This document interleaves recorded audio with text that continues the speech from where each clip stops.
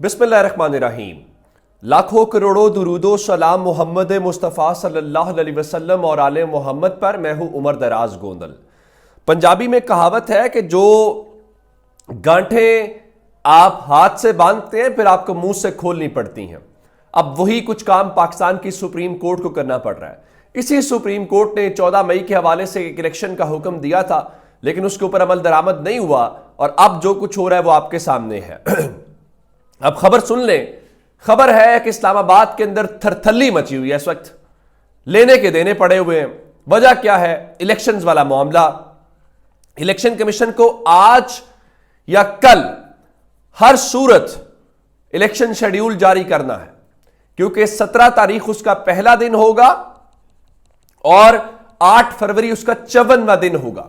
आपको 54 दिन पूरे करने हैं। लेकिन अब लाहौर हाई कोर्ट का एक हुक्म, जिसमें उन्होंने वो नोटिफिकेशन मुअत्तल कर दिया है, उसके बाद अब आप कहेंगे जी तहरीक इंसाफ रोक रही है। भाई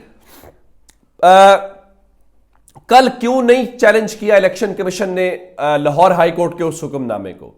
चले कल नहीं किया, आज सारा दिन क्यों नहीं किया? अब खबर सुने आज हुआ क्या। हुआ यह है कि सबसे पहले काजी फायज ईसा साहब के हवाले से मैंने आपको बता दिया था कि इलेक्शन की ताखीर से मुतल्लिक नोट उनको पहुंचा दिया गया। अब वो चाहें तो उसको नोटिस ले लें, लेकिन उन्होंने क्या किया? उन्होंने सबसे पहले अपने जो सीनियर जजेस हैं, जिसमें जस्टिस तारिक मसूद और जस्टिस एजाजुल एहसन है, उनके साथ मुशावरत की। उनके साथ मुशावरत करने के बाद क्या किया गया कि उसके बाद chief election commissioner Sikandar Sultan Raja को तलब किया गया और सिकंदर सुल्तान राजा की तलबी के साथ ही जो अटॉर्नी जनरल है उनको भी बुलाया गया।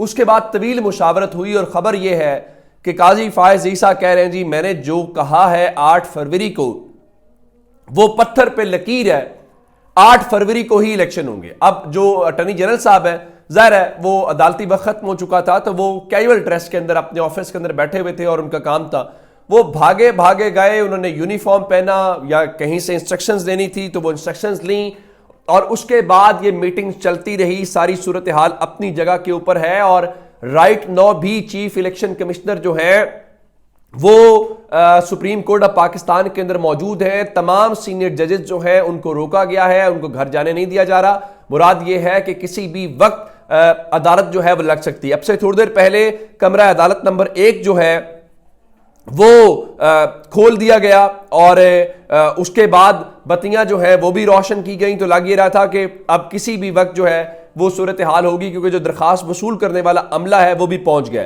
अब इलेक्शन कमीशन की अपील का इंतजार किया जा रहा था, लेकिन अब लेटेस्ट डेवलपमेंट यह है कि सुप्रीम कोर्ट के कमरा अदालत नंबर 1 के अंदर जो रोशनियां जलाई गई थी वो रोशनियां गुल कर दी गई हैं और जो कमरा अदालत है बताया गया है कि उनका जो अमला है उसको हिदायत दे दी गई हैं और अब कमरा अदालत नंबर 1 को बंद कर दिया गया है। यानी जो फौरी तौर पे इत्तलात थी कि अभी होगा। अब इस वक्त मामला है क्या?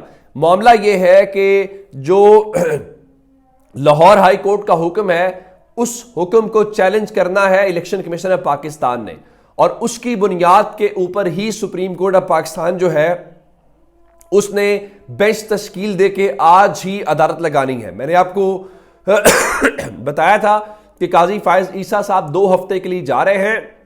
सदर पाकिस्तान ने जस्टिस तारिक मसूद को कायम मकाम चीफ जस्टिस के तौर के ऊपर तैनात करने का नोटिफिकेशन भी जारी कर दिया है। तो काजी फायज ईसा साहब के पास वक्त कम है और मुकाबला सख्त है। अदरवाइज ये मामला कल तक चला जाएगा और आज और कल के अंदर हर सूरत इलेक्शन शेड्यूल जारी होना हर सूरत जरूरी है। अब इसके अंदर सिर्फ एक वजह है कि इलेक्शन कमीशन जो है वो वहां पे अपनी वो लेके आए अपील लेके आए और लाहौर हाई कोर्ट का जो फैसला है उसको मुअत्तल किया जाए। अब फहीम अख्तर मलिक जो है वो सुप्रीम कोर्ट को कवर करते हैं। उनके मुताबिक इलेक्शन कमीशन से लाहौर हाई कोर्ट के DROs और ROs मुअत्तली के फैसले को जबरदस्ती चैलेंज करवाया जा रहा है। क्या ऐसा तो नहीं है?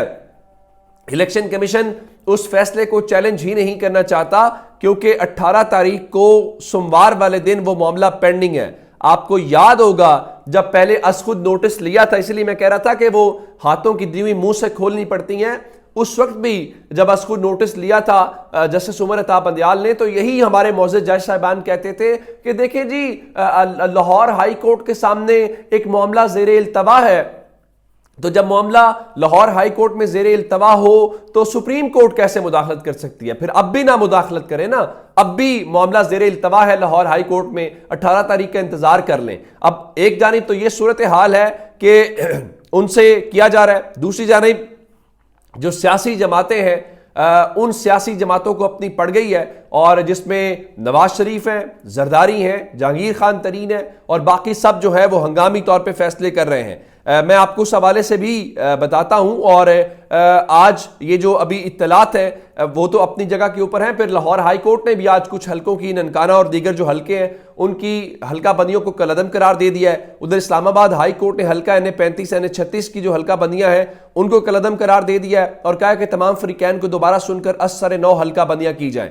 अब इससे क्या फर्क पड़ेगा? क्या इससे इलेक्शन ताखीर में जाएगा? ये बड़ा अहम मामला है। पाकिस्तान पीपल्स पार्टी ने लाहौर हाई कोर्ट के सामने जो लार्जर बेंच है, जो जस्टिस बाकर नजफी की सरबराही में 5 रुकनी लार्जर बेंच बना दिया गया, जो 18 तारीख को केस सुनेगा, उसमें उन्होंने फरीक बनने का फैसला कर लिया है, और आसिफ जरदारी ने फौरी तौर पे पिटीशन फाइल करने का जो हुक्म है वो दे दिया है। उसके अलावा मुस्लिम लीग नून जो है वो भी बता रहे हैं जी, उन्होंने भी फैसला कर लिया है कि वो लार्जर बेंच में जो रिटर्निंग अफसरान से मुतालिक फैसला है उसमें वो फरीक बनेगी, और मुस्लिम लीग नून की जो लीगल टीम है वो भी पिटीशन तैयार कर रही है, और इस सिलसिले में मरियम औरंगजेब ने बाकायदा ट्वीट भी कर दिया है। दूसरी जानिब इस्तेकाम पाकिस्तान पार्टी है, इस्तेकाम पाकिस्तान पार्टी भी लार्जर बेंच के सामने जो है वो फरीक बनने का फैसला कर लिया गया है, और फिर 2 आशिक अवान ने उसकी तस्दीक कर दी है कि अब्दुल अलीम खान और जहांगीर खान तरीन ने ये कहा है कि जी वो इसके अंदर फरीक बनने जा रहे हैं। अच्छा, उसके बाद मुस्लिम लीग नून भी हो गई, पीपल्स पार्टी भी हो गई, इस्तेकाम पाकिस्तान पार्टी भी हो गई,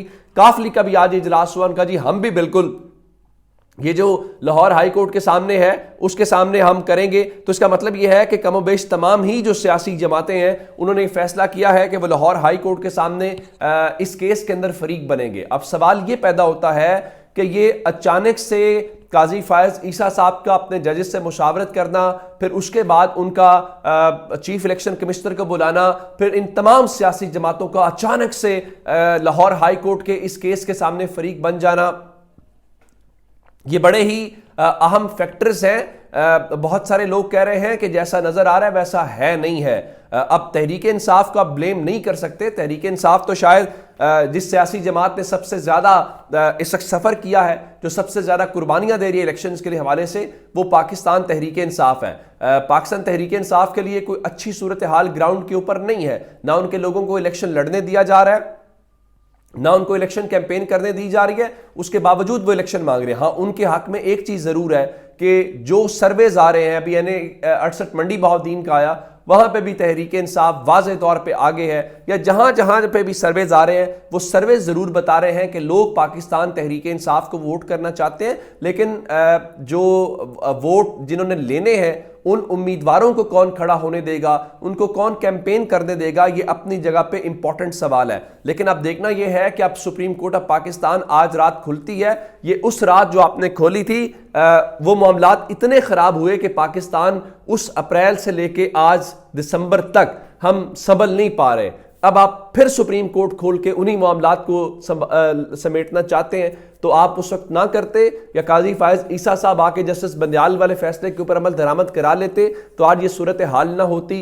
पाकिस्तान के अंदर इस दौर में भी हम इस बात पे तमाशा लगा हुआ है, इलेक्शन होना है, नहीं होना, टाइम पे होना है, और आप मुकाबला करना है दुनिया की जमहूरियत का। इससे अपने आप स्टेट अफेयर्स का अंदाजा लगा लीजिए। अपना बहुत सारा ख्याल रखिएगा। खुदा हाफिज।